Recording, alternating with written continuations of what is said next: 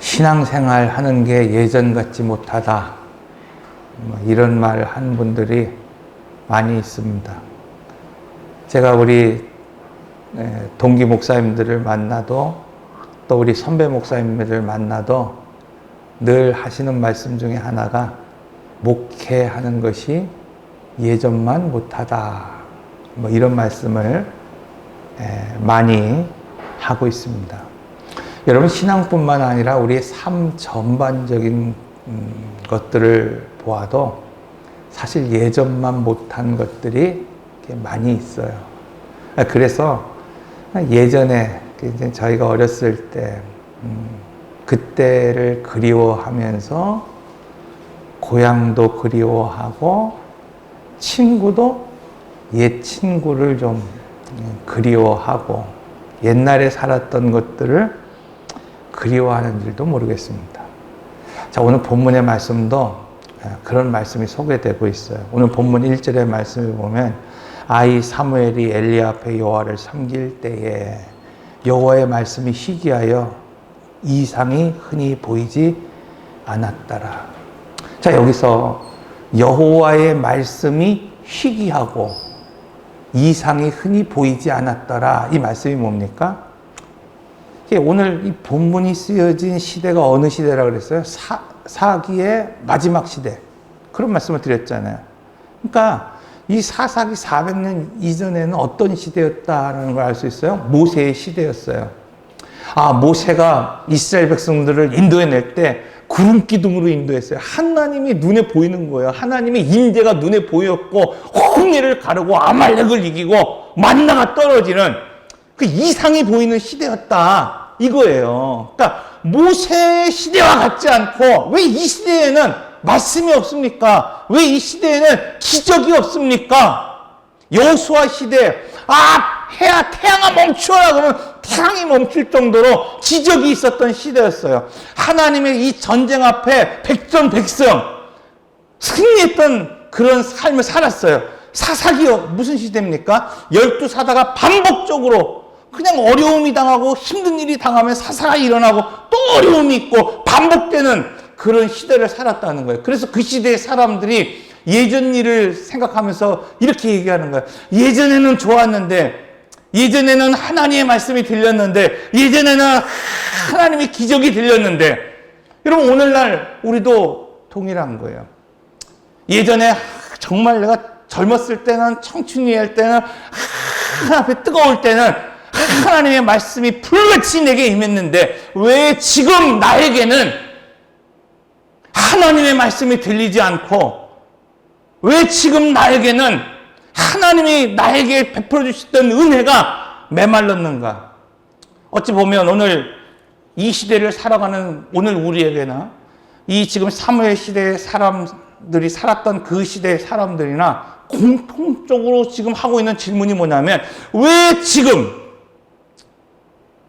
왜 오늘 나에게는 이 시대에는 왜 하나님의 말씀이 끊어졌을까?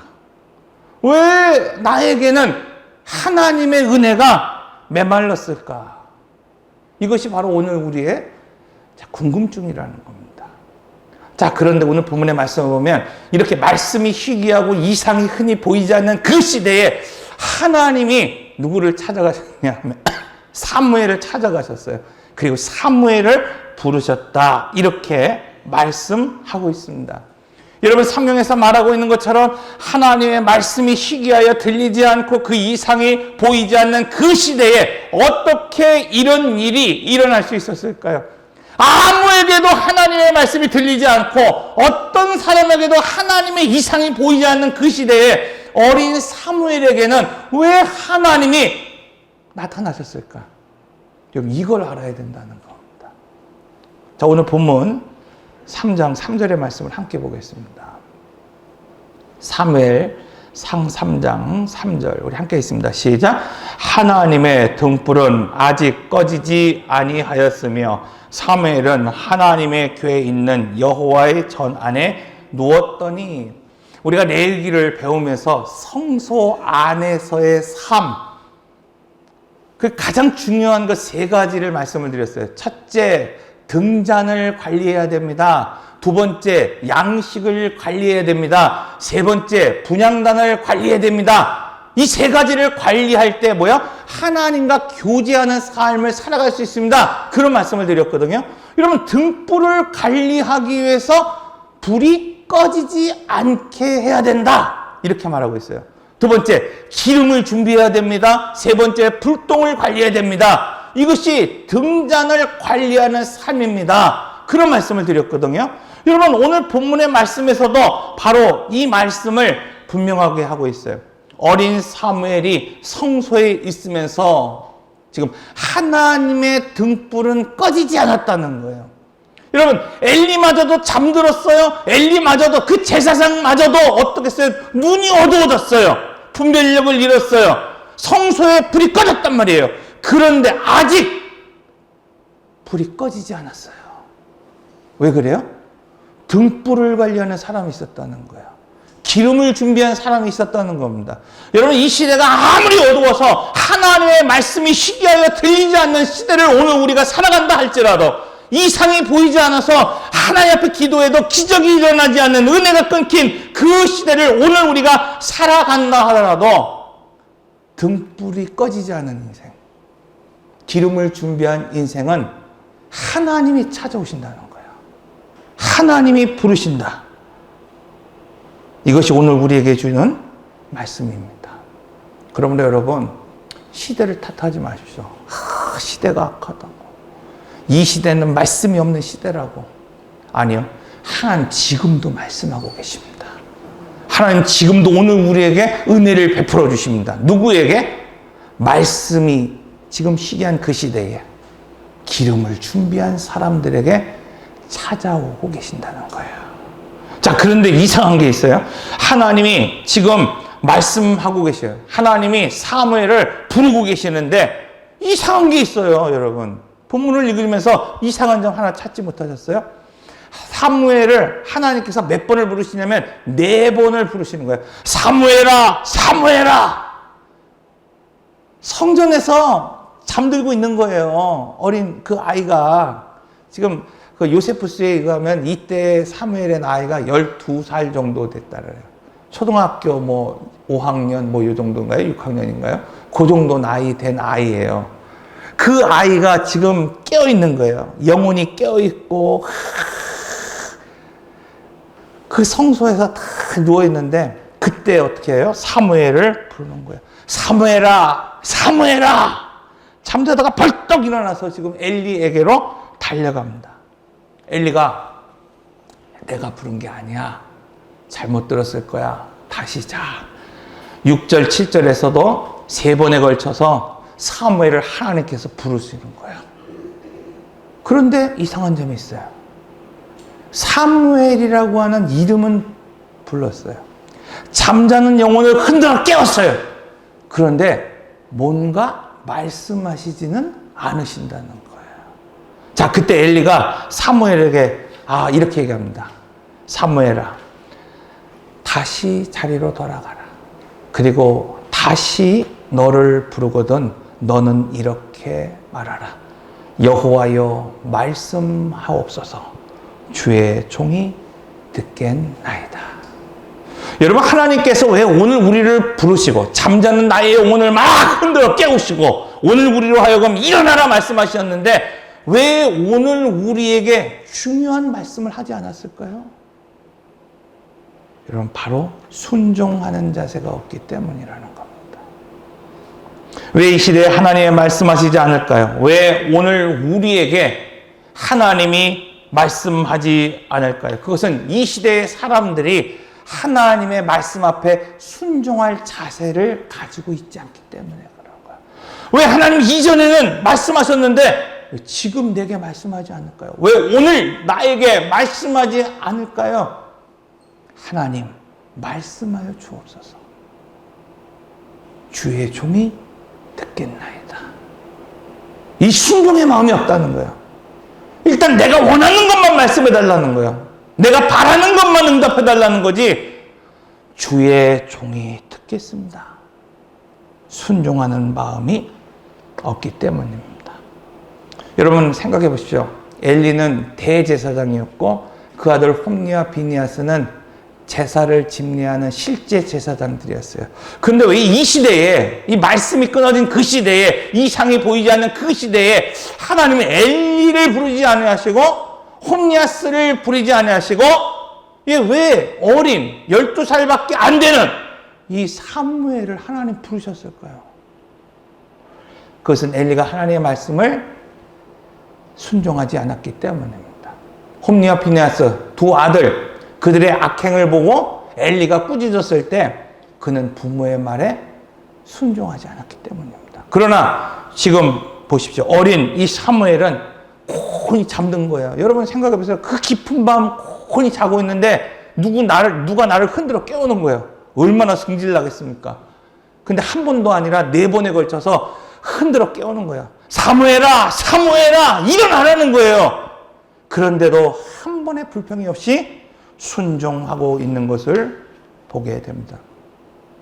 여러분 아무리 말해도 고의로 그것을 듣지 않고 거부하면 사람도 어떻습니까? 더 이상 말하지 않는 거예요. 하나님도 마찬가지입니다. 하나님의 음성을 반복해서 듣지 않는 그 사람에게 하나님은 침묵하시는 거예요. 이처럼 하나님은 오늘 우리가 순종하는 자세가 있을 때 비로소 오늘 우리에게 말씀하기 시작한다는 겁니다. 마지막으로 여러분 이 말씀이 희귀한 시대를 살아가는 자세, 쓸만한 사람이 되어야 된다는 거예요. 쓸만한 사람. 성경을 보면은 노아의 시대의 특징이 뭐냐면은 먹고 마시고 놀고 시집가고 장가가고. 출애굽기에서는 이것을 한마디로 우리가 이제 배울 때 뭐라고 하냐면 먹다 죽은 인생. 그전에 광야에서 만나 먹다 죽은 인생이 뭐예요? 이스라엘 1세대라는 거예요. 구원받은 것 같은데 먹다 그냥 죽은 인생으로 끝나는 사람이 있어요. 구원받은 것 같은데 가죽 옷 하나만 흔적을 남기고 죽어가는 인생이 있다는 거예요. 이것을 한마디로 말하면은 심판받아 죽은 삶이에요. 조금 더 자세히 말하면 여러분 이것은 바로 하나님이 주시는 원대한 꿈이 없는 시대를 살아가는 사람이라는 겁니다. 여러분 이 시대에 이어령 교수가 한 말이 있죠. 이 시대는 소망이 없는 시대. 이 시대의 이 다음 세대들, 이 세대는 희망이 없는 시대. 이렇게 말하고 있습니다. 집안이 가난해서 가진 게 없어서 여러분 소망이 없는 것이 아니라 오늘 우리 자녀들이 하나님이 주시는 원대한 꿈을 잃어버렸기 때문에 소망이 없는 겁니다. 여러분 오늘 우리 교회가 작고 또 오늘은 또 유독 사람이 별로 없는 것 같은데 여러분 사람이 적어서 이 교회가 소망이 없는 것이 아니라 여기에 나와 있는 한 사람 한 사람 두세 사람이 모인 곳에 하나님이 오늘 함께 하신다고 했는데 얼마나 많이 있습니까? 여기에 모인 한 사람 한 사람이 하나님이 주시는 원대한 꿈을 꾸지 않고 잃어버렸기 때문에 사실은 뭐예요? 한국교회, 민족교회 소망이 없다는 겁니다. 요엘 2장 28절 그 후에 내가 내 영을 만민에게 부어주리니 너희 자녀들이 장래일을 말할 것이며 너희 늙은이들은 꿈을 꾸며 너희 젊은이들은 이상을 볼 것이며 킹제임스 성경에 보면은 이상이라고 하는 너희는 이상을 볼 것이며 이상 이것을 열린 비전이다 이렇게 설명하고 있어요. 다시 말하면 말씀을 잃어버린 사람들 말씀을 잃어버리면 하나님이 주시는 원대한 꿈을 잃어버리는 거예요. 말씀을 잃어버리면 하나님이 주시는 미래가 없다고 설명하고 있습니다. 여러분 오늘날 많은 사람들이 먹고 마시고 시집가고 장가가는 것 거기엔 관심이 있어요. 먹고 사는 문제에 시급한 관심이 있습니다. 그런데 뒤돌아보십시오. 오늘 우리가 믿음의 사람이라고 말하고 있으면서 오늘 우리의 삶 속에서 오늘 우리의 생각 속에서 오늘 우리의 살아가는 그 삶 속에서 하나님이 내게 주신 꿈이 무엇인지를 갈망하고 있었습니까? 아, 하나님이 나를 통하여서 하시고자 하는 그 일에 대한 여러분 그런 뜨거움, 가슴뛴 이런 게 있었습니까? 오늘 우리에게 소망이 없다는 건 바로 그런 거예요, 여러분. 가정이 어렵기 때문에, 경제가 어렵기 때문에 소망이 없는 게 아니라 오늘 우리에게 하나님이 주시는 원대한 꿈에 대한 기대가 없기 때문에 소망이 없는 겁니다.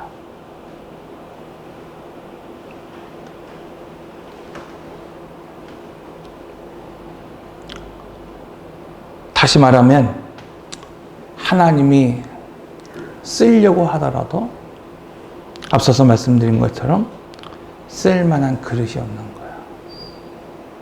같이 꿈꾸고 같이 볼 수 있는 그 사람이 없기 때문입니다.